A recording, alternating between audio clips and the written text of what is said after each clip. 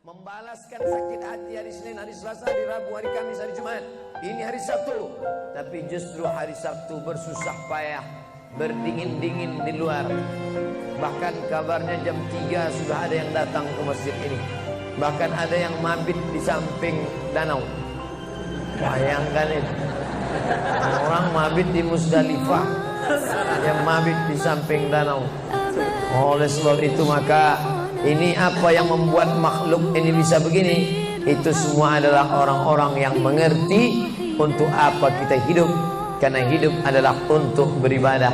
Bangun tadi dari tidur langsung beribadah. Buka mata, ibadah pertama adalah zikir.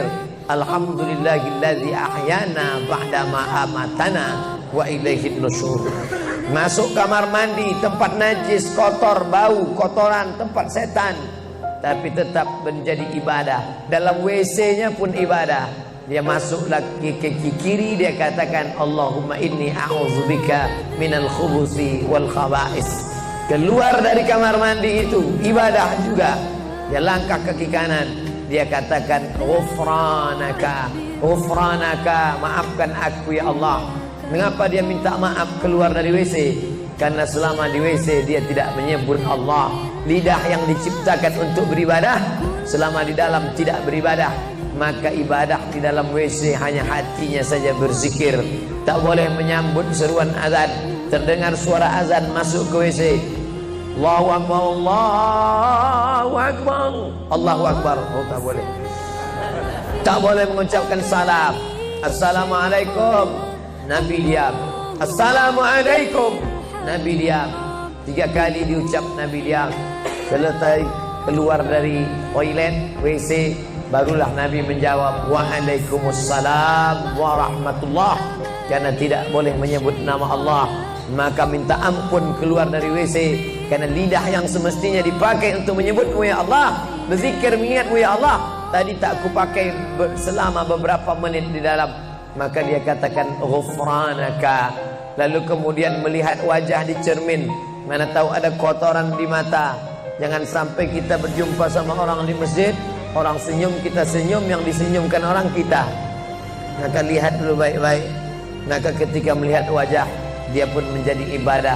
Allahumma kama hassanta khalqi fahassin khuluqi. Sebagaimana kalau kau sudah perbaiki bentuk ciptaanku ini menjadi sempurna, maka perbaikilah akhlakku ya Allah. Lalu setelah itu berangkat dari rumah menuju masjid, beribadah juga.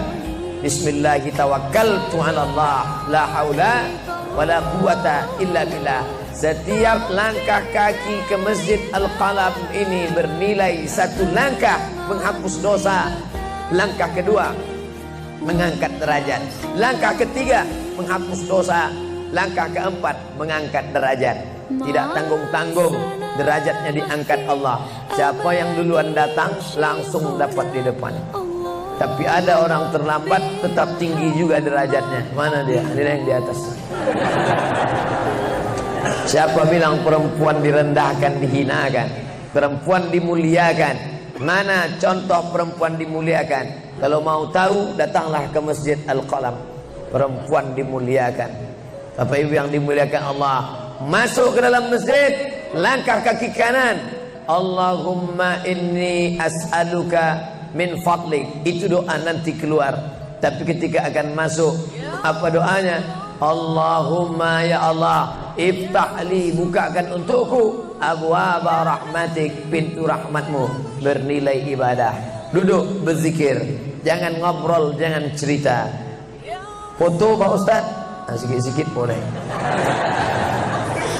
Lalu kemudian selama itu tertulis tadi di atas. Itulah hebatnya masuk ke Masjid Al-Qalam, tidak hanya mendengar ceramah, dapat pengajian.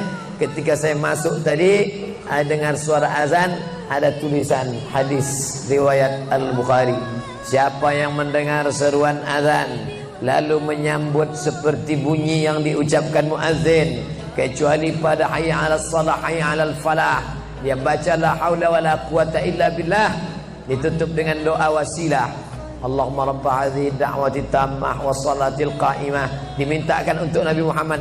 Ati sayyidana Muhammadanil wasilah wal fadilah wasyarafa wad darajatal aliyatar rafi'ah. Yang kelima, wab'athullahumma maqaman mahmuda alladzi wa'adtah innaka la tukhliful mi'ad.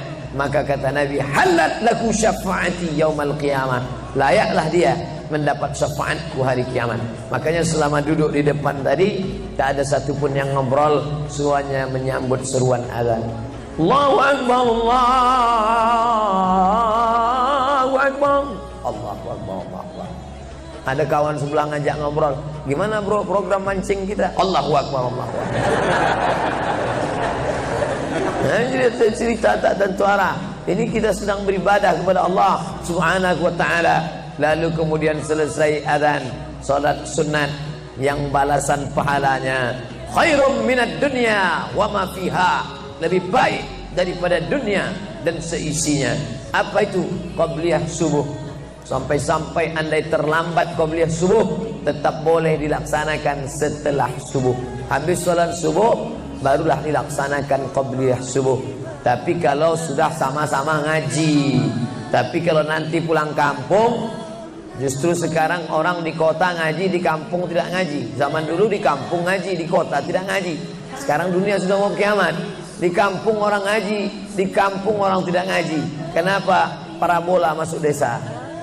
Oleh sebab itu maka kalau di kampung itu tidak ada pengajian, mereka tidak tahu bahwa qabliyah subuh diganti setelah subuh. Nanti pas mau bulan puasa pulang kampung, jangan qabliyah subuh setelah subuh. Karena nanti begitu mereka lihat, loh apa tuh? Sejak tinggal di Bekasi ikut aliran sesat. Dan dia tidak tahu bahwa sholat qabliyah subuh itu jangan sampai tinggal. Andai tertinggal tetap dilaksanakan setelah sholat subuh. Ayatnya diatur.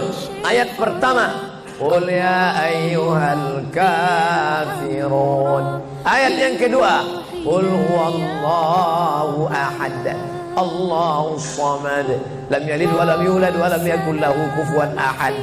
Andai masuk ke dalam masjid, kebetulan jamnya langsung nampak kelihatan. Iqamat tinggal 2 menit lagi. Iqamat 2 menit. Tak mungkin sholat 4 rakaat. Pilihannya tahiyatul masjid atau qabliyah. Qabliyah atau tahiyatul masjid. Kalau melaksanakan tahiyatul masjid tidak dapat qabliyah. Tapi kalau melaksanakan qabliyah automatically dapat tahiyatul masjid. Oleh sebab itu andai terlambat, waktu tinggal 2 menit, maka laksanakanlah qabliyah subuh. Tapi jangan gara-gara ini terlambat terus. Yang paling afdal cepat datang. Apa kata jamaah? Yang lambat kan ustaz, kami cepat datang. Bapak Ibu yang dimuliakan Allah Subhanahu wa ta'ala, selesai itu salat subuh. Kalau qabliyahnya lebih baik daripada dunia dan seisinya, apalagi salat subuhnya. Begitulah. Kalau qabliyahnya saja yang pendek ayatnya lebih baik daripada dunia dan seisinya, apalagi salat subuhnya. Lalu pahala salat subuh itu apa? Tak ada yang tahu. Makanya kata Nabi, lau ya'lamuna ma fil atamati was subhi, andai mereka tahu pahala salat subuh berjamaah, la atauhuma habwan, mereka akan datang ke Masjid Al-Qalam walaupun merangkak. Habwan, lumpuh, sakit kakinya, dia akan datang. Kursi roda tak ada, yang mendorong tak ada, datang dia ke masjid ini walaupun merangkak. Kenapa mereka tidak datang? Karena mereka tidak tahu. Kenapa mereka tidak tahu? Karena mereka memang tidak cari tahu dan tak mau tahu. Dan sampai masanya mereka nanti akan menyesal saat melihat orang-orang mendapatkan balasan. Muttaqiina fiha 'alal araik, mereka duduk di atas kursi-kursi istana surga, tersenyum melihat orang-orang yang dulu tak peduli pada sholat subuh. Mudah-mudahan kita semua insyaallah. Di subuh hari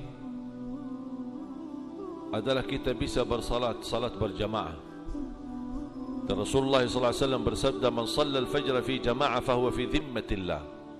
Barang siapa yang salat subuh berjamaah, dia masuk dalam lindungan Allah, selamat dari kecelakaan, selamat dari keburukan, selamat dari bahaya, selamat dari godaan syaitan, selamat dari godaan jin, dan selalu dalam lindungan Allah Subhanahu wa taala. Hanya syaratnya melaksanakan salat subuh berjamaah. Bahkan berita gembira dari Rasulullah sallallahu alaihi wasallam, "Basyirul masya'ina fi adh-dhulami ila al-masajid bin nuri tam yaum al-qiyamah." Berilah berita gembira bagi orang yang suka datang ke masjid di saat gelap untuk melaksanakan salat, akan Allah ganti dengan cahaya yang sempurna di hari kiamat. Dan ahli subuh yang mencintai subuh, yang mencintai salat subuh, pasti dijamin dia selamat dari kematian buruk dan kematian mendadak, dan dijamin insya-Allah husnul khatimah. Keberkahannya luar biasa salat subuh. Kenapa begitu luar biasa berkahnya? Karena salat subuh itu menjadi salat yang cukup berat, bahkan paling berat bagi orang munafik. Salat yang paling berat bagi orang munafik salat subuh. Berat. Untuk bangun, tambah tidur yang hangat, suasana yang sedang dingin dan segar anginnya, tapi kita mau datang ke masjid berlangkah-langkah, gelap lagi. Ini membutuhkan tenaga yang luar biasa, membutuhkan tekad yang luar biasa, membutuhkan kemauan ketinggian yang luar biasa. Dan itu pun tidak bisa kalau bukan karena kesempurnaan iman. Kalau tidak ada iman, malas. Buat apa bangun? Syukur-syukur kalau bisa bangun salat di rumah. Makanya jamaah sekalian, bahagialah bisa melaksanakan salat subuh berjamaah di masjid, mendapatkan berita gembira dari Rasulullah SAW, akan Allah ganti dengan cahaya yang sempurna. Dan langkah-langkahmu pulang pergi, bukan hanya datang, tapi pulangnya juga dihitung. Satu langkah, satu darajat.